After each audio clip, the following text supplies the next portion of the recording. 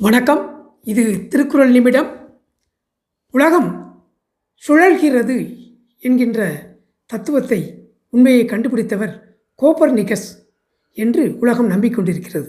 ஆனால் இந்த கருத்து, உலகம் சுழல்கிறது என்ற கருத்து நம்மவர்களுக்கு ஏற்கனவே தெரிந்த கருத்து தான். இதற்கு ஆதாரமான திருக்குறள், சுழன்றும் ஏர் பின்னது உலகம், அதனால் உழன்றும் உழவே தலை.